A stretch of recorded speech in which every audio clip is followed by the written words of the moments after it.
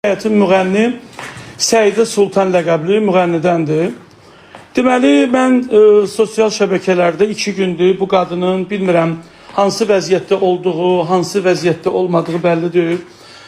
Etik olmayan sözlərdən istifadə edir, Azərbaycan televiziyalarını təhqir edir, aparıcıları təhqir edir, onlara türmədə yatan insanların sözləri ilə, çox pis tərbiyəsiz sözlərlə təhqir edir və hətta məndə səs yazıları var ki, ən ali qurumlar haqqında fikir bildirir. Ona görə mən istəyirəm mənim şikayət ərizəmi qeydə alasınız.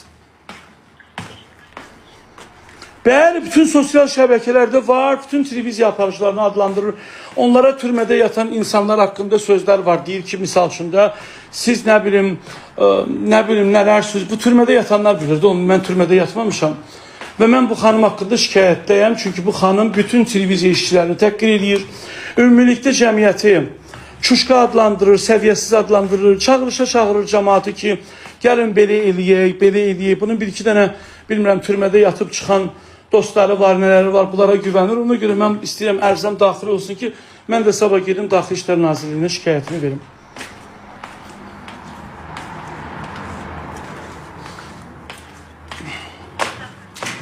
Çox sağ olun, minnətdaram sizə, var olun, Allah can sağlığı versin, var olun, var olun, var olun.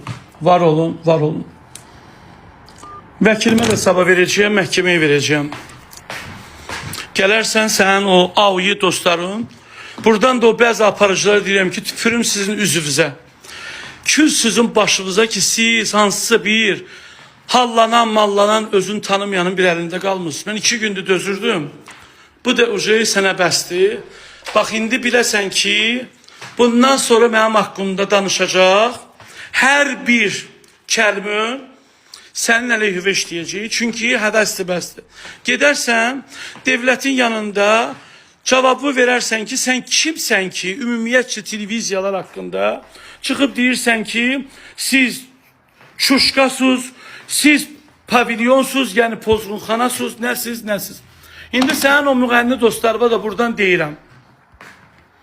Kişilər, gizlin geylər. Bir dənə sizdən status görüm.